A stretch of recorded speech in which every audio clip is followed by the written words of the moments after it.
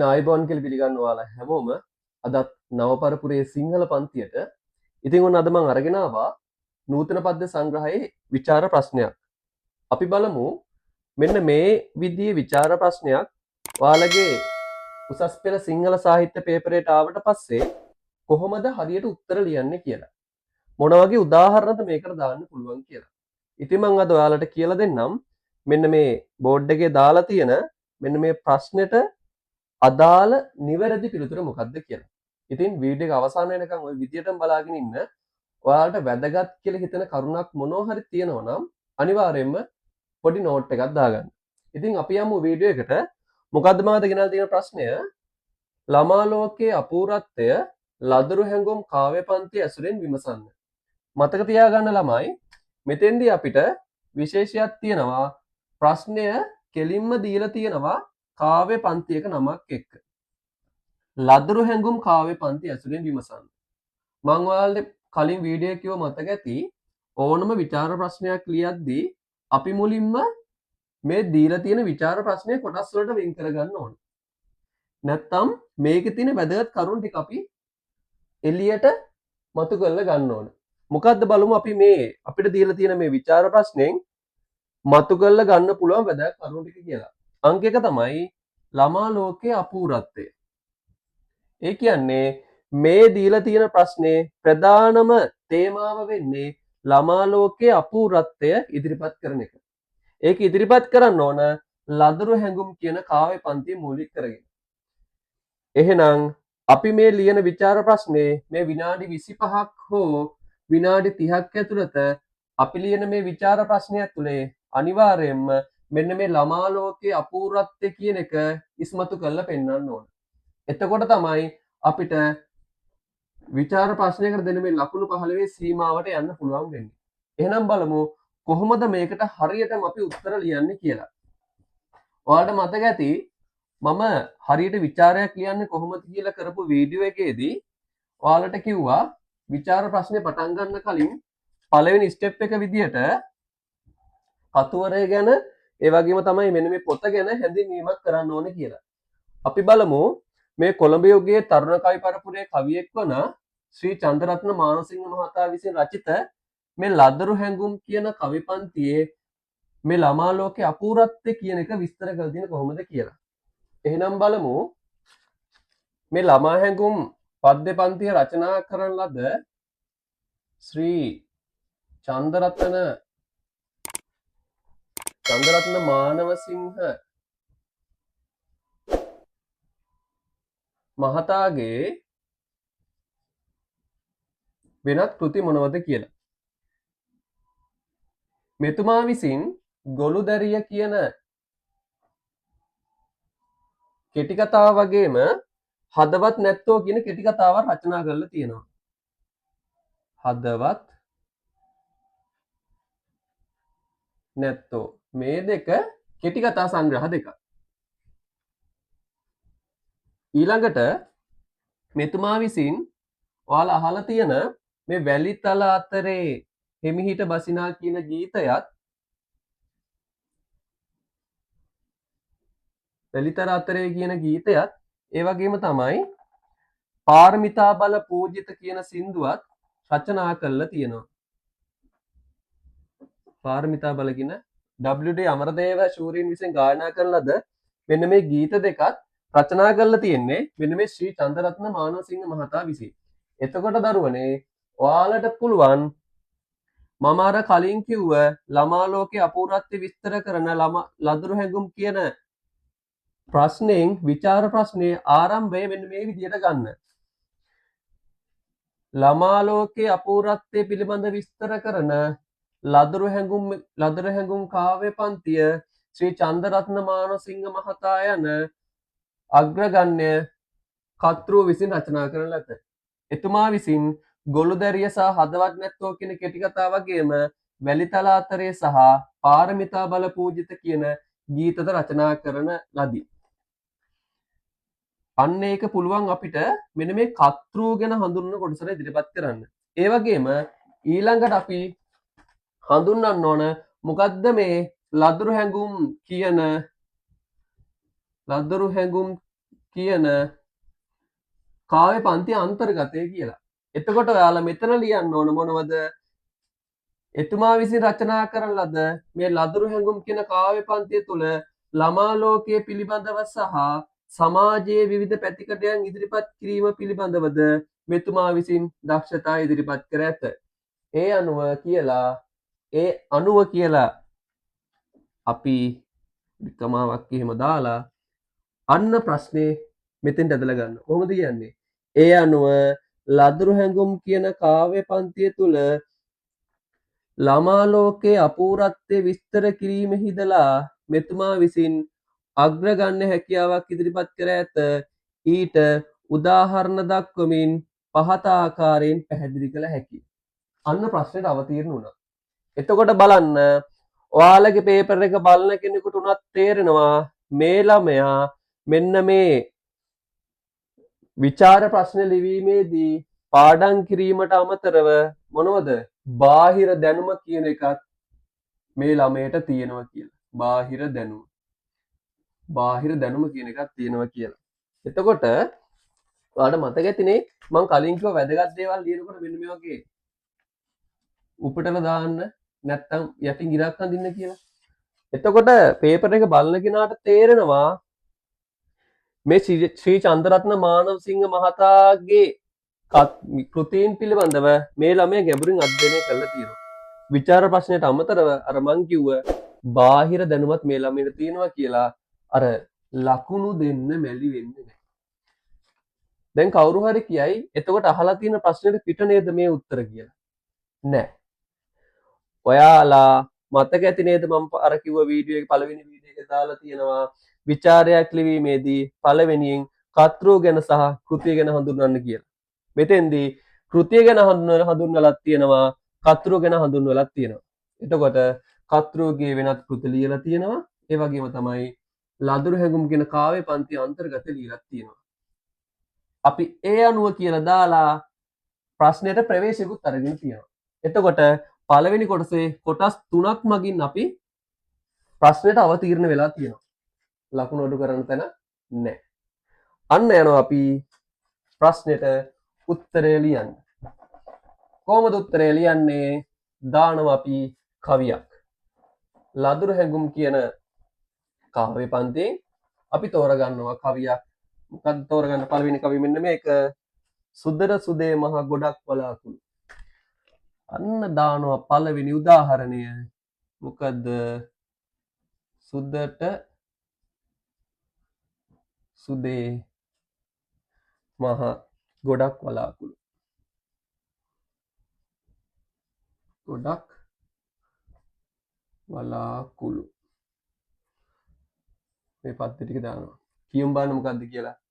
සුදට සුදේ මහ ගොඩක් වලාකුළු තරු යට අහසේ දිව යන්නේ කවුරුද අක්කේ මේවා හදන්නේ කොහෙ තිබිලද මේ හැටි එන්නේ. අන්න ගැම්ම පළවෙනි කවිය. එතකොට කවිය දාලා ඔයාලා පටන් ගන්න උත්තරේ කොහොමද උත්තරේ පටන් ගන්නේ?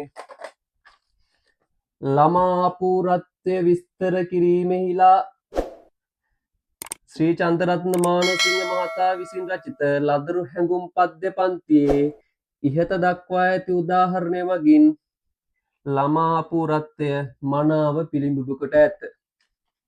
ප්‍රවේශයක් ගත්තා. මෙම කවිය පිළිබඳ අධ්‍යයනය කිරීමේදී අපිට පෙනී යන්නේ කුඩා දරුවෙකු විසින් තමා ආදරණීය අක්කා වෙත පවසන දෙබස් ආකාරයේ කාව්‍ය නිර්මාණයක් ඉදිරිපත් කර ඇති බවයි. ළමයෙකුගේ මනසට දැනෙන ආකාරයේ ළමයෙකුගේ සිතුවිල්ලක් විදියට මෙන්න මේ ලදරු හැඟුම් කියන ඉදිරිපත් කරන්න ශ්‍රී චන්ද්‍රරත්න මානවසිංහ මහතා අපූර්ව හැකියාවක් දක්වා ඇත. අන්න ඒ වගේ දෙයක් මෙන්න මේ කවියට යටින් අපි දැම්මොත් ලකුණු අඩු කරන්න පුළුවන්ද? බෑ. එතකොට දැන් කවුරු හරි කියයි විචාරයක් කියන්නේ කවිය ලියලා තේරුම ලියන එක කියලා. නෑ.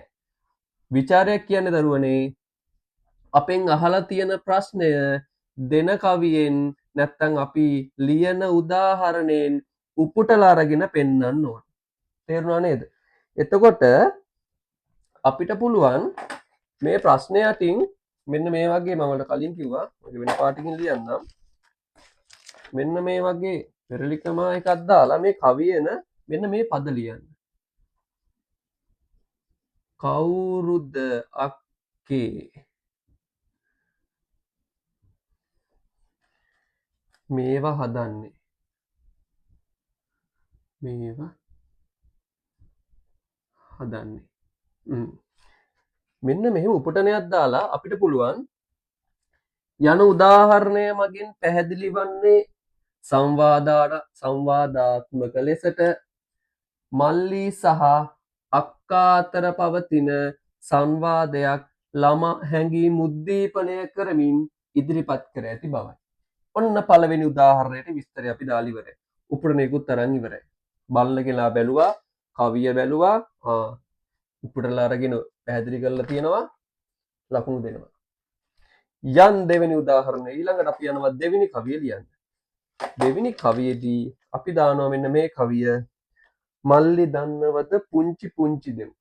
අපි ඒක දාමු. මල්ලි දන්නවද? මල්ලි දන්නවද? මෙන්න මේ කවිය තමයි අපි ඊළඟට දාන්නේ. කියලා බලමු එකක්.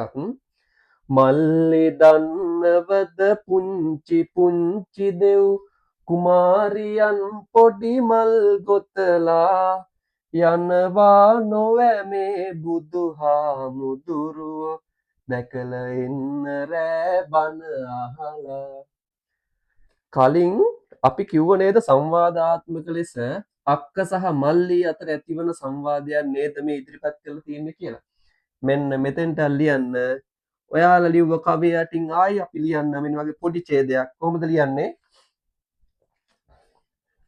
ළමා ලෝකයේදී අප විසින් සහ දරුවන් විසින් සිතින් මවා ගන්නා සුරංගනා ලෝකයන් පිළිබඳව අක්කා සහ මල්ලී අතර සංවාදාත්මක මොකද්ද? සංවාදාත්මකව ඉදිරිපත් කරන ලද අදහස් කිහිපයක් මේ ආකාරයට ලදරු හැඟුම් කාව්‍ය පන්තිය තුලින් ශ්‍රී චන්දරත්න මානවසිංහ මහතා ඉදිරිපත් කිරීමට උත්සාහ කර ඇත. මේ වගින් අපිට මනාව පැහැදිලි වනුයේ මේ ලදරු හැඟුම් කාව්‍ය පන්තිය තුල ළමා ලෝකයේ අපූර්වත්වය විදහා පා ඇති බවයි. ඇයි අපූර්වත්වය විදහා පා ඇති කියලා අපි ඉදිරිපත් කරන්නේ? මොකද අපි ළමා ලෝකයේදී නැත්නම් අපි කුඩා කාලේදී සුරංගනා ලෝකය, දිව් ලෝකය කියන එක අපි හිතින් මවාගෙන ඉන්නේ. ඉතින් මෙතෙන්දිත් බලන්න එතන තියෙනවා දේව් කුමාරයෝ ගැන ඉදිරිපත් කරලා. අපිට පුළුවන් ඒකත් උපුටලා ලියන්න ඕන. ක්‍රමාවක් දැම්මා. මෙම ලදරු හැඟුම් කාව්‍ය පන්තිය තුල මෙන්න මේ දේව් කුමාරියන් කියන උපුටන ඉදිරිපත් කිරීම මගින්ම අපිට පැහැදිලි වනු ඇත. ලකුණු අඩු කරන්න පුළුවන්ද? බෑ. ඉහළ ලකුණු දෙන්න වෙනවා මෙතෙන්. අපි ඊළඟට අපි දාමු තුන්වෙනි උදාහරණය. ඔන්න සාමාන්‍ය උදාහරණ තුනකින් එන්නේ. ගොඩක් වෙලාවට ළමයි මේ වගේ තනි පාඩමකින් නමක් දීලා දැන් මේක අහලින් ලදරු හැඟුම් කවි පන්ති ඇතුළේ විග්‍රහ කරන්නේ. එතකොට අපි ඔයාලා උත්සාහ කරන්න ඕන උදාහරණ 4ක් දාලා ප්‍රශ්නය ලියන්න. උදාහරණ 3ක් දාන්න උනාට උදාහරණ 4ක් දාලා විස්තර ගන්න උත්සාහ කරන්න. අපි හතරවෙනි උදාහරණයට අපි හතරවෙනි උදාහරණයට ආමු. ඉතින් අම්මලා නැතිව තුන්වෙනි උදාහරණය ඉතින් අම්මලා දානවා. ඉතින් අම්මලා කියන කවිය දානවා තුන්වෙනි උදාහරණ විදියට.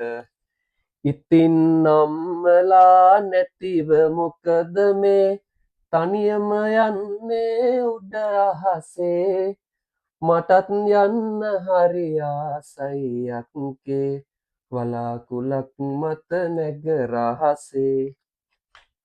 ලස්සන තාලයකට කියන්න පුළුවන් කවි පන්තියක් තමයි මේ ලදරු හැඟුම් කවි පන්තිය කියන්නේ.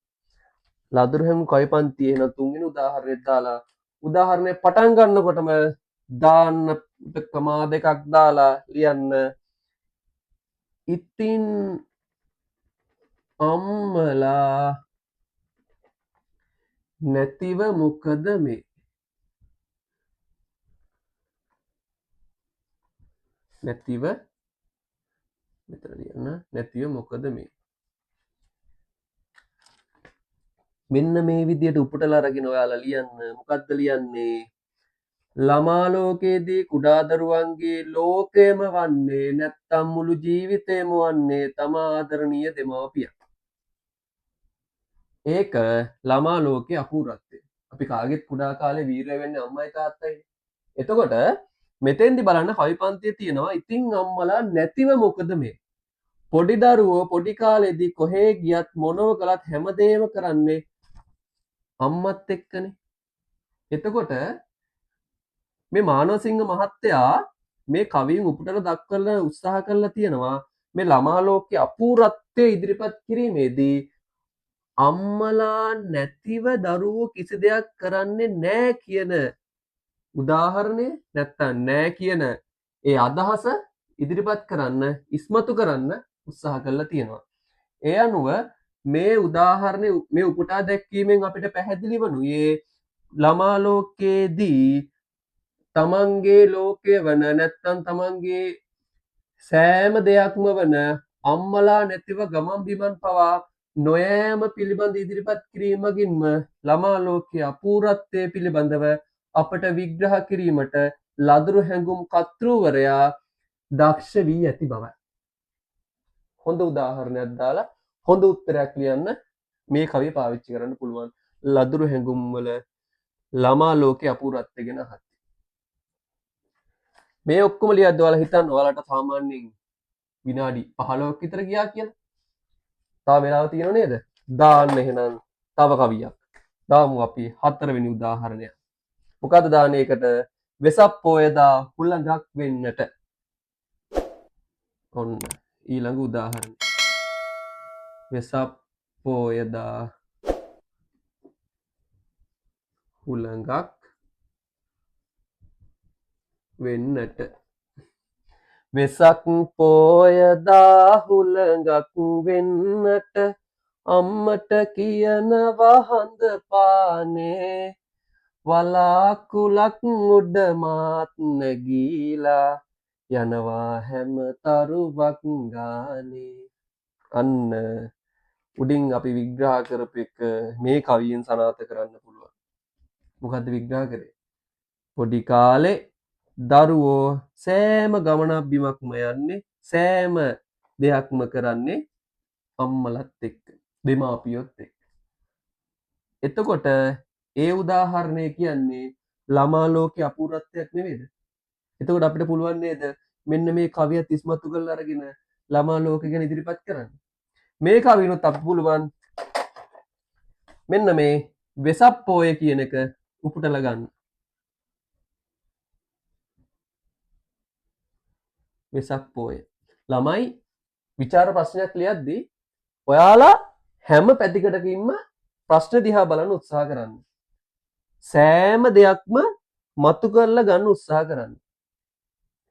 පොත්ගුල්ල වගේ පොතටම සීමා වෙන්නේ නැතිව අර විවිධ දෘෂ්ටි කෝණයෙන් බලලා අපිට මේ අහලා තියෙන ප්‍රශ්නයට දාලා උත්තර ගන්න පුළුවන්. දැන් මේ වෙසක් පොය කියන එක ලියන්න කිව්වම ඔයාලා කල්පනා කරන්න බලන්න පොඩි කාලේදී උත්සවය කියන එක අපේ මනසට කාවදිනෝනේ. ගොඩක් කැමති දෙයක්නේ. වෙසක් උත්සවය, පොසොන් උත්සවය, අවුරුදු උත්සවය, තයිපෝංගල් මේ හැම උත්සවයක්ම ළමා ලෝකයේදී අපිට වැදගත්නේ. විශේෂ අවස්ථාවන්නේ. එතකොට මෙන්න මේ වෙසක් පොය කියන එකත් අපිට උපුටලා අරගෙන දක්වන්න පුළුවන් ළමයින්ගේ ළමා ලෝකය තුල උත්සවය යනු අපූර්වත්ව විදහාපාන දෙයක්. නැත්තම් දරුවන් ඉතා කැමති දෙයක්.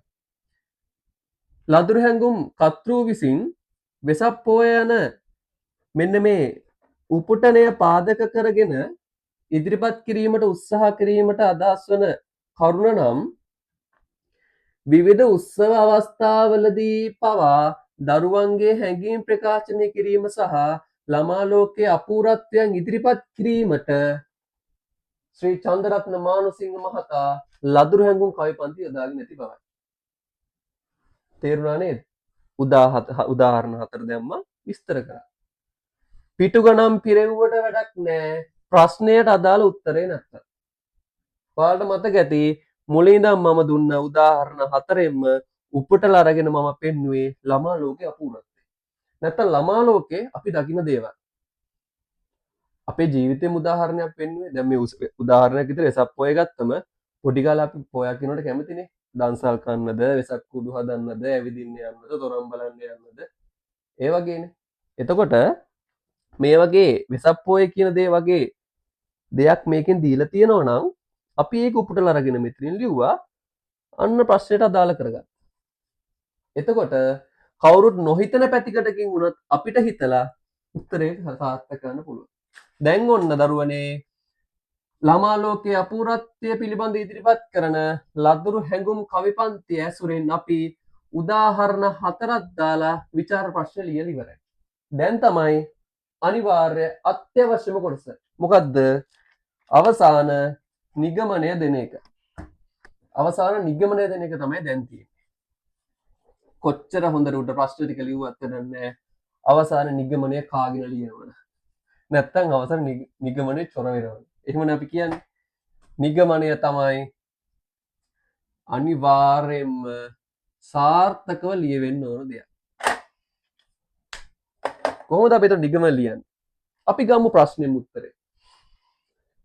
ළමා ලෝකයේ අපූර්වත්වය ඉදිරිපත් කිරීම පිළිබඳව ලදරු හැඟුම් කාව්‍ය පන්තිය අධ්‍යයනය කිරීමේදී විවිධ උදාහරණ උපුටා දක්වමින් ඉහත ආකාරයෙන් එම කවි පන්තිය සාර්ථක ලෙස ළමා ලෝකයේ අපූර්වත්වය විස්තර කර ඇති බවට මේ අනුව පැහැදිලි වනු ඇත.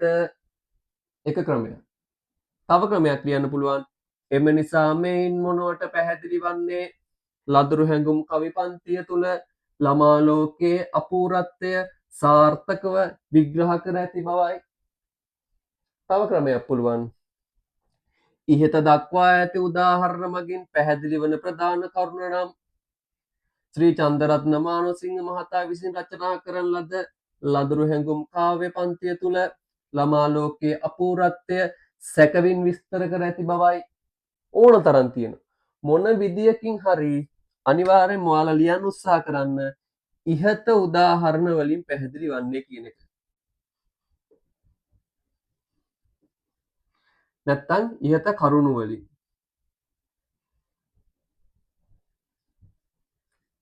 එහෙම නැත්තම් එම නිසා මේන් පැහැදිලි වන්නේ. ඒක පාවිච්චි කරන්න පුළුවන්.